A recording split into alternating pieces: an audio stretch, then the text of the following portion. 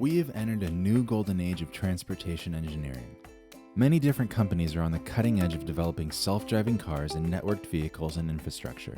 At Google X in Silicon Valley, engineers are dreaming big and producing one of the world's first truly autonomous vehicles. Auto driving. I think that we're at the dawn of a new frontier, really, with self-driving cars. When our car drives, it's reasoning about a lot more than you would realize. It knows about the pedestrian in front of you, the fact that there's a crosswalk, that there's an intersection up ahead, that we need to wait for a green light to happen before we can go through it, and that there's someone coming up behind us on a bicycle or in a car.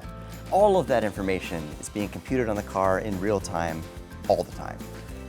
We're learning by leaps and bounds, and we continue to take all of that learning and build it into future versions of software. On top of that, we can go into our closed course testing, and we can run hundreds of tests every week.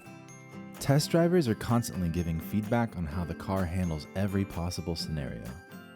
The first part of driving is pretty simple. You stay between the paint, you obey traffic laws, and you don't hit the person in front of you.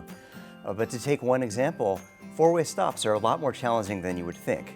So what we found was we needed to teach the car how to interact with other people by nudging forward a little bit and asserting itself.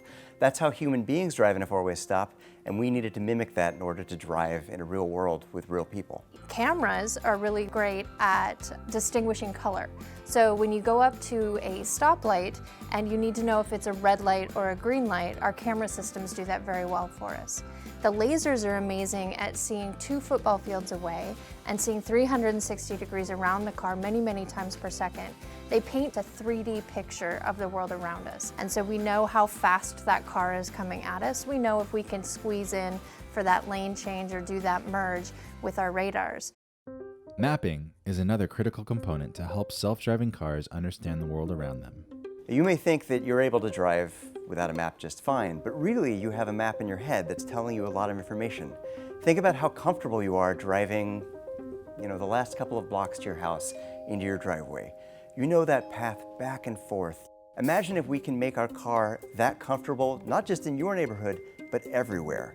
And when we learn something about one part of the world, we can tell all the cars at the same time. With this expertise, focus, and effort of the engineering teams at Google, how will self-driving cars change our world? I think self-driving cars do 3 fundamental things for us. 1, they make the world safer. If you look at it, 1.2 million people worldwide are killed every year in traffic-related fatalities. And our system is never distracted, it's never drunk, and so I think we're building a very safe system that can make the world a better place. Then there is giving people back mobility.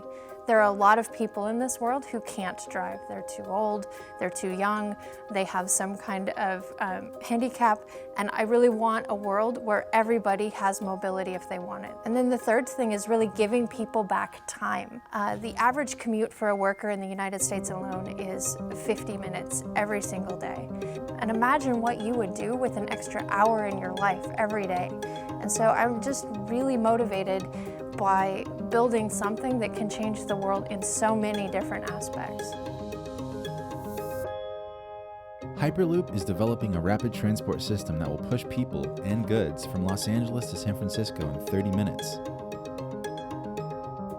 One day, in the not-too-distant future, millions of people may be riding an autonomous vehicle or being shuttled in a Hyperloop system at record-breaking speeds. I think engineers can help solve the greatest problems by working together and bringing together bright minds from different, diverse backgrounds and perspectives. I wouldn't be able to make a dent in this problem on my own, and I rely on working with a lot of really brilliant teammates to make progress on this. And I love that in engineering, it's a creative expression of problem solving, and that the answers are unique to you because you've solved those problems. To any young people interested in engineering, I would tell you, if you have any interest in taking things apart, figuring out how they work, putting them back together, go for it. We are in a new dawn of transportation engineering, and the future is looking brighter every day.